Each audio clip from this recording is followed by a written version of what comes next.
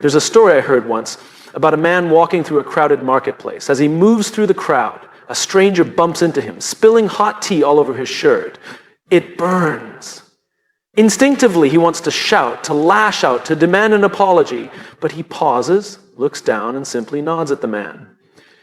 The stranger apologizes and moves on. The man continues walking, his shirt stained, but his peace unshaken. That story stuck with me, not because of what happened, but because of what didn't. No eruption, no scene, just a quiet choice, a decision to conserve energy. And that's what this is about. When we talk about learning to act as if nothing bothers us, most people think it means becoming numb, unfeeling, unbothered in the literal sense. But that's not it, not even close. This isn't about pretending we're robots. This is about maturity, discipline, focus. It's about understanding that not everything deserves our energy. Because energy is expensive, and attention, even more so. Every day we wake up with a finite amount of emotional currency. We don't think about it that way, but it's true. A rude text, a passive-aggressive comment, a small inconvenience, they all ask us to spend from that emotional wallet. And the more we give to things that don't matter, the less we have left for the things that do. But here's the thing, we can't always control what happens to us. People will still say the wrong things, circumstances will still turn sideways, life will still throw curveballs, but what we can control, what we must control, is what we choose to fuel, what we choose to feed. Think of a campfire. If you keep feeding it wood, it grows. If you ignore it, it dies down. Our emotions work the same way. The more attention we give to frustration, the more it burns. The more we dwell on anger, the more it consumes us. But when we stop feeding the fire, it fades. And in that fading, we find peace. Now, does that mean you're never allowed to feel angry, frustrated, hurt? Of course not. You're human. You feel. That's a gift, not a flaw. But feeling and feeding are two different things. It's okay to be hurt by someone's words, but do you replay them all day in your head? Do you let them echo in your mind long after the person who said them has forgotten they ever did? It's okay to be annoyed by a situation, but do you talk about it for hours, relive it in your mind, let it sour your mood, your day, your interactions with others? That's the line. That's where choice steps in. People often confuse strength with silence. They think the strongest person in the room is the one who never speaks, never reacts. But true strength isn't about shutting yourself down, it's about opening yourself up to awareness. It's knowing what's worth confronting and what's better left untouched. Strength is strategic, it's intentional. Sometimes the most powerful thing you can do is nothing at all. Let me tell you about a friend of mine. Years ago, he was working in a corporate job he didn't love. One day during a team meeting, his boss made a sarcastic remark that embarrassed him in front of everyone. He could have snapped, he could have defended himself, but he didn't. He nodded, wrote something in his notebook, and carried on. I asked him later why he didn't say anything. He said, because the comment wasn't about me, it was about him. I wasn't going to give it power by reacting. That's wisdom. He wasn't pretending it didn't sting. It did. He just chose not to give it more weight than it deserved. That's what learning to act as if nothing bothers you really is. It's not about pretending you don't care. It's about caring selectively, intentionally, deciding that not everything deserves to take root inside you. We've been taught that showing emotion is weakness. That if we're calm, we're cold. That if we don't react, we're numb. But what if it's the opposite? What if the real weakness is being so easily pulled by everything around us? What if the real strength is staying grounded no matter how hard the wind blows? When you stop reacting to everything, you begin to reclaim your time, your attention, your emotional reserves. You stop becoming a puppet pulled by every string and start becoming the one holding them. And something interesting happens when you start acting as if nothing bothers you. Not from a place of pride, but from a place of inner control. You begin to notice more, hear more, understand more. You stop interrupting, you start observing, because you're no longer in survival mode, you're in command. This doesn't mean letting people walk over you. It doesn't mean tolerating disrespect or hiding your truth. It simply means deciding how and when to respond, and most importantly, whether it's worth it at all. And that's the real magic. Because when you become the kind of person who chooses where their energy goes, who doesn't rush to react, who doesn't need to prove themselves to anyone, suddenly you gain something others don't even know they've lost. Control over your own peace. You become unshakable, not because you're unfeeling, but because you've chosen to focus your feelings on what matters. So no, this isn't about pretending. This is about mastering yourself. And mastery, real mastery, begins with this one: quiet, defiant act, choosing not to be bothered by what isn't worth your energy. That's how you rise. Quietly, powerfully, unbothered. Not because you don't feel, but because you know exactly what's worth feeling for. There is something incredibly human about the way we react. It's fast. It's instinctive, it's raw. We touch something hot, we pull away. Someone insults us, we feel the urge to fire back. A door slams, we flinch. Our reactions are hardwired, they're protective, they're built into our biology, and for good reason. Reactions keep us safe. They're the body's way of saying, pay attention, something just changed. But what keeps us alive doesn't always help us grow. We live in a world where everything is designed for speed, instant messages, instant opinions, instant reactions. And that pressure to respond now, to prove a point, defend our value, fight for control, it pushes us to act before we've even thought, before we've even asked ourselves the most important question: is this how I want to show up?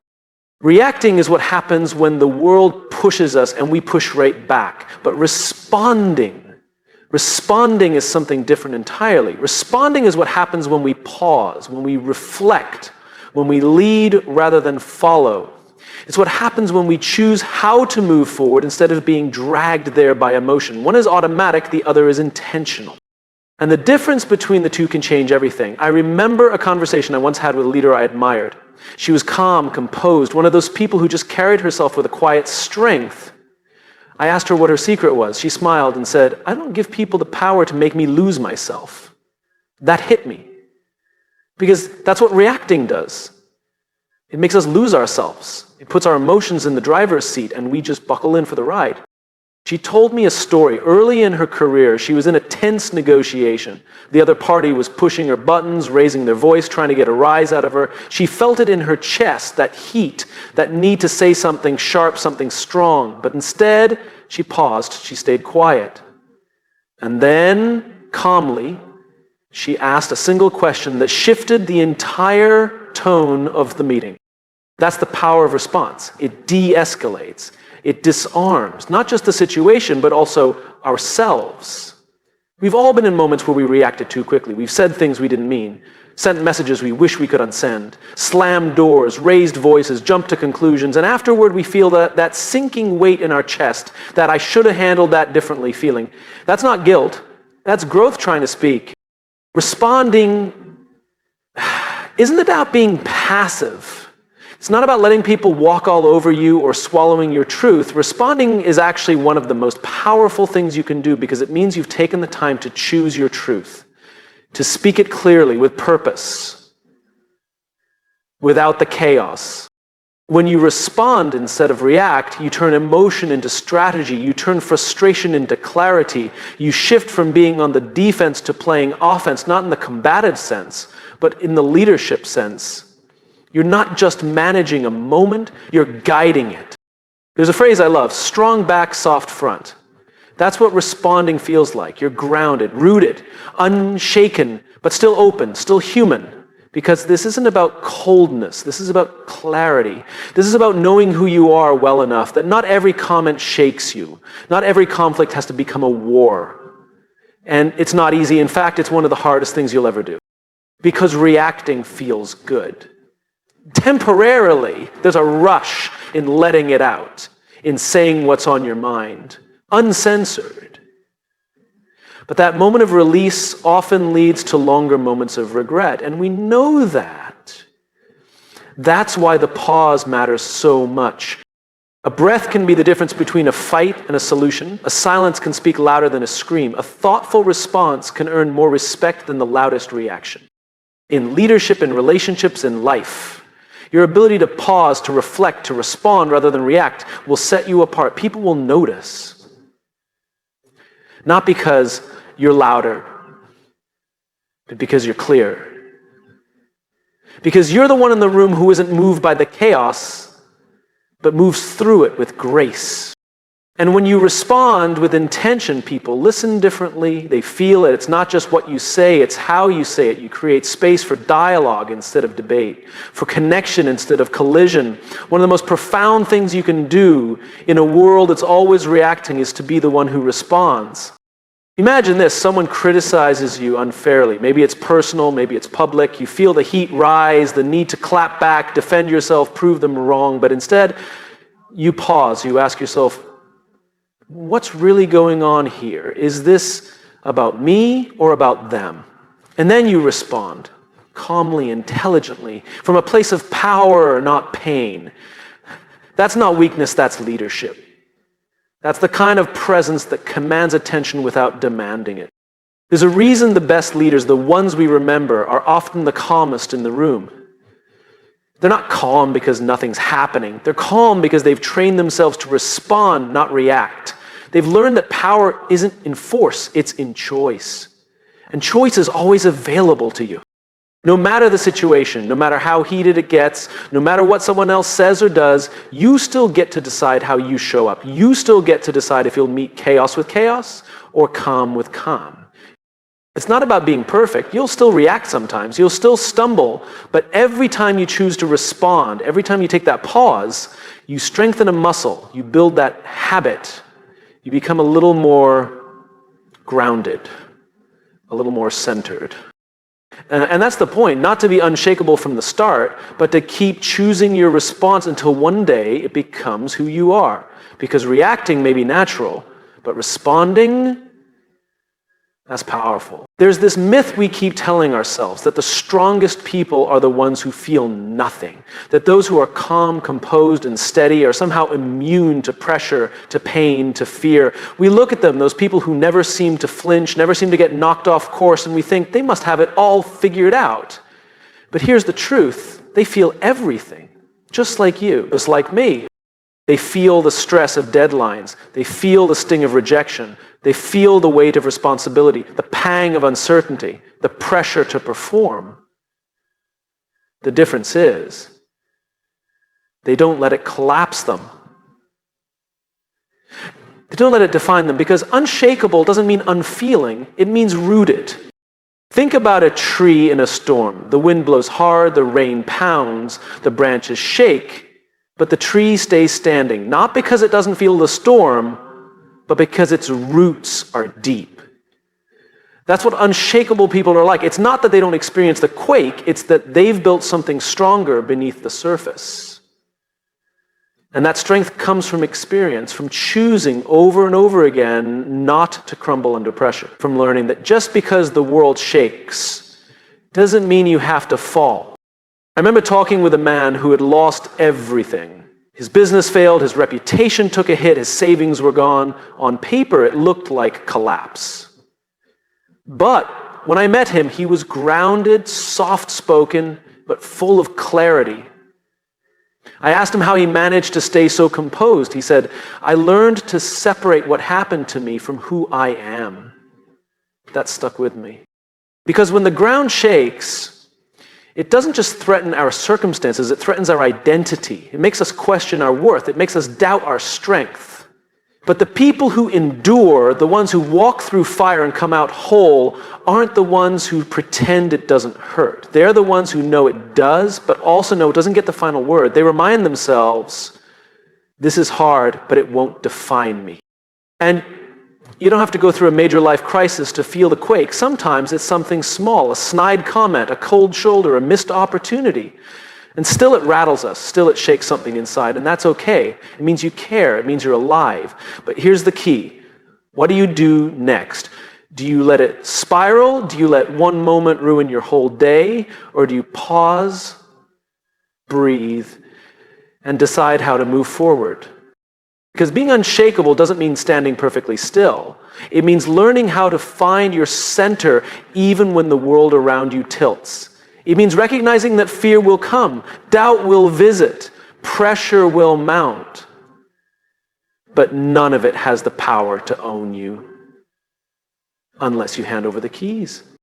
It's like emotional earthquakes. Most of them don't destroy us, but they reveal the cracks in our foundation. They show us where we've tied our identity to fragile things like approval or control or certainty.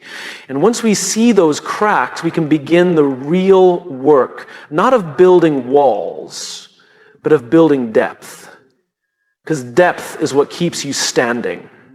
Depth of character, depth of self-awareness, depth of values. The people who are hardest to shake are the ones who know exactly what they stand on. I once met a young woman who had been through more in 5 years than most people face in a lifetime. Loss, betrayal, burnout. She had every reason to give up. But she didn't. She was grounded in something deeper.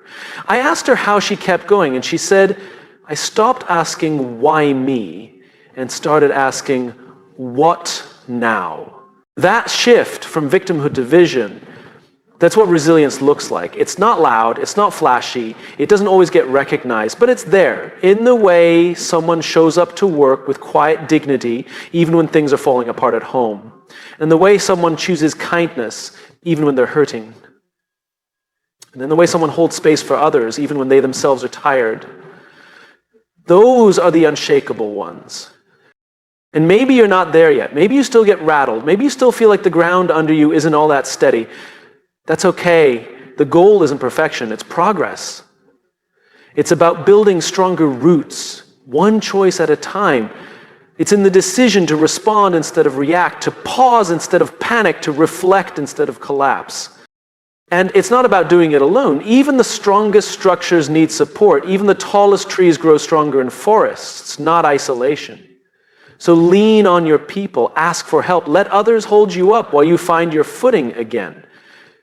Being unshakable doesn't mean never needing help. It means having the wisdom to seek it before you fall. And sometimes the most powerful thing you can say is, I'm not okay right now, but I know I will be. Because even the quake passes, even the chaos quiets. And when it does, the ones who remain are the ones who kept choosing peace over panic, presence over reaction, purpose over fear. So if you're feeling shaken, good. It means you're human. But don't let it convince you you're weak. Let it remind you you're alive. And let it be an invitation, not to harden, but to deepen.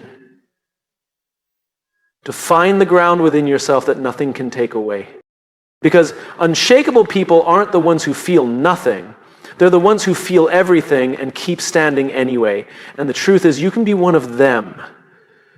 Not because the world stops shaking, but because you've decided, no matter what comes, you won't let it collapse you. Most of the things that upset us aren't actually big things. They feel big in the moment, but when we look back, they rarely deserve the amount of energy we gave them. A rude driver, a delayed reply, someone rolling their eyes in a meeting, a passive-aggressive comment from someone who barely knows you. These aren't the things that shape our lives.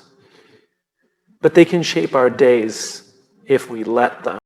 And when you give something small too much power, it becomes bigger than it should be, not because it grew, but because you fed it.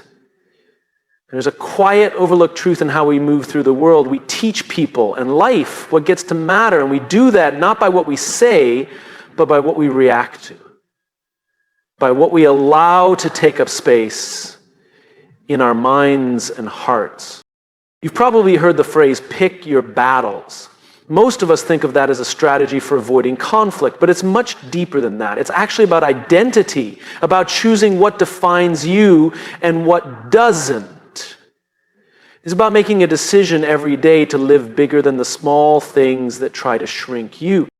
And those small things, they're sneaky. They creep in through the cracks when we're tired, stressed, uncertain. That's when the minor things suddenly feel major. That's when a sarcastic comment feels like a personal attack. That's when a slight inconvenience feels like sabotage. But here's the thing.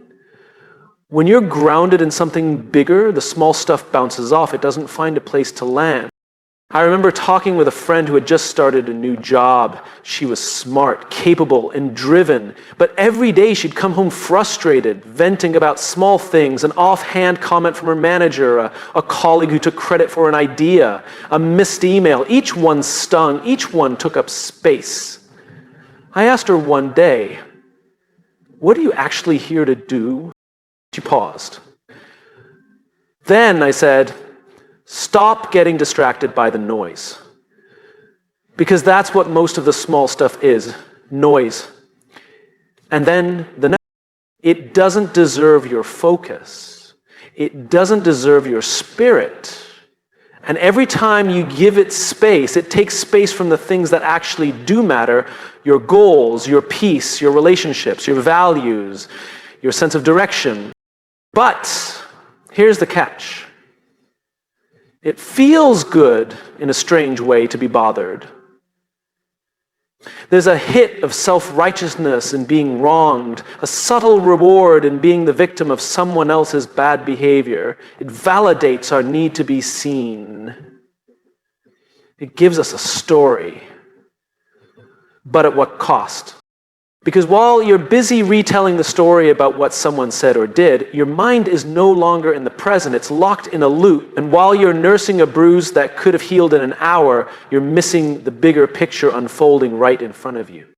The people who become big, really big, in the way that matters, aren't the ones who've never been offended or underestimated. They're the ones who learn to let it go, to move on, to rise above. Not because they don't notice, but because they've trained themselves to focus on what matters more. Imagine for a moment a great leader, someone you admire. Picture them in a high-pressure situation. Do you think they stop and dwell on the fact that someone mispronounced their name in a meeting? Or that their coffee order was wrong? Or that someone interrupted them mid-sentence? Probably not, because they know what they're about. They know what they're building. They don't have time for smallness. That's not arrogance. That's alignment. It's knowing what you value and refusing to trade your peace for things that don't align with it. I once heard someone say, you can't stop a bird from flying over your head, but you can stop it from building a nest in your hair.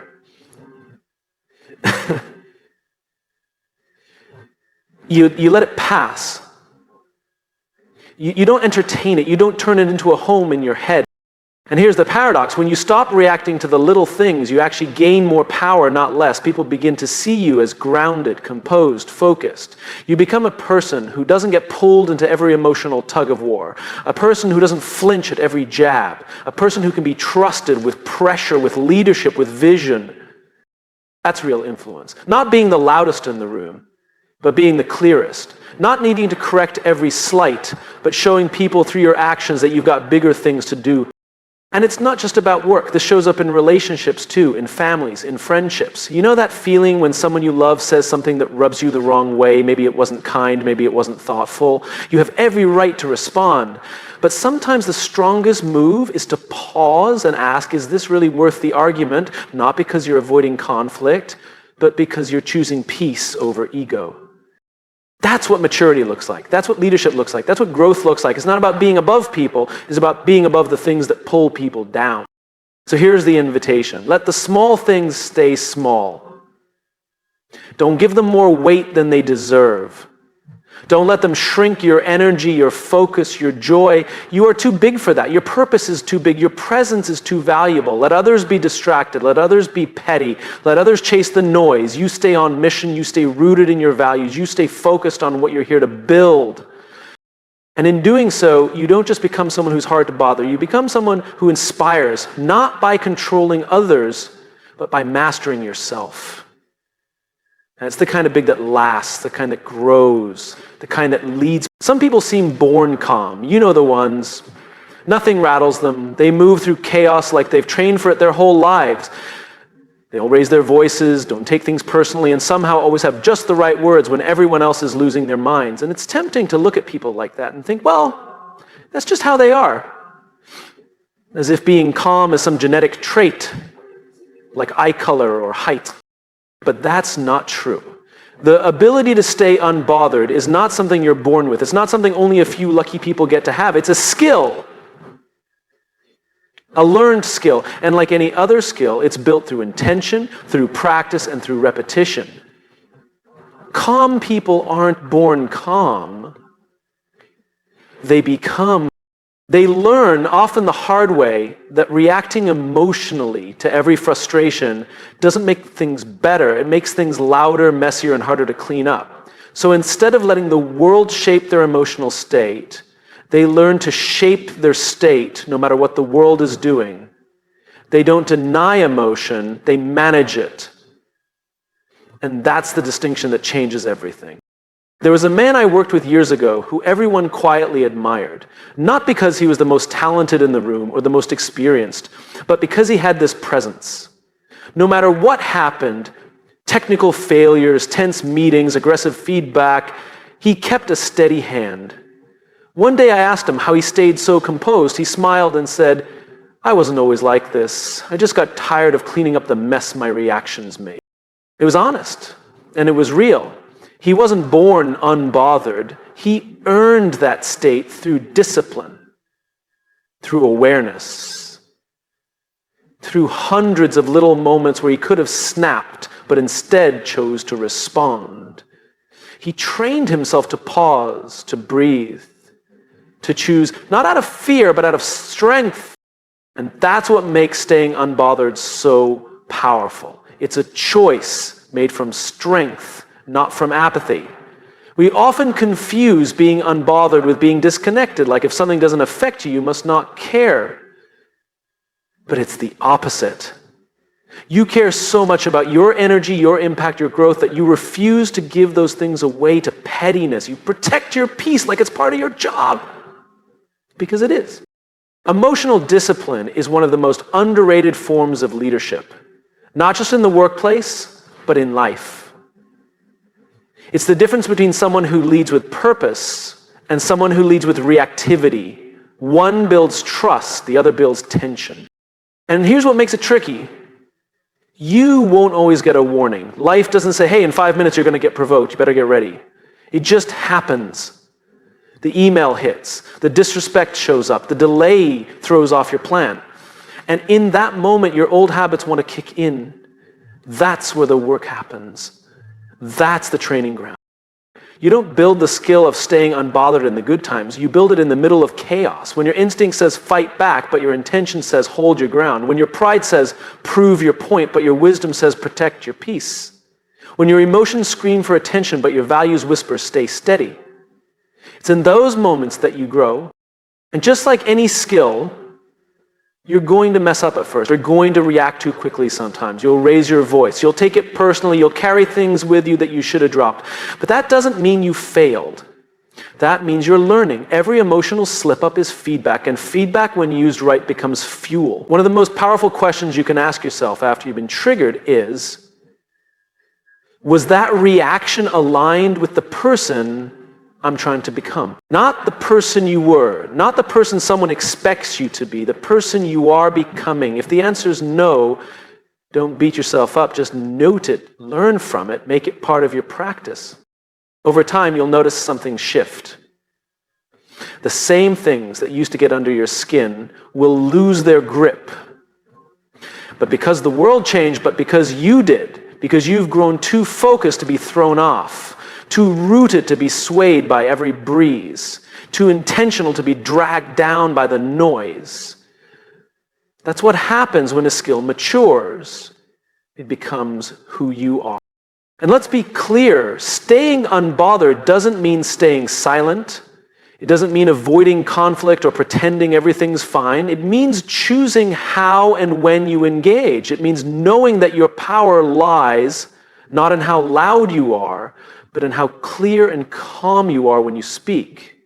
It means knowing that not every battle is yours to fight, and not every opinion deserves a reply. Because the more emotionally reactive you are, the easier you are to control. Anyone can press a button and get a rise out of you, but the more emotionally grounded you are, the more freedom you have, freedom to walk away, freedom to stay focused on what truly matters.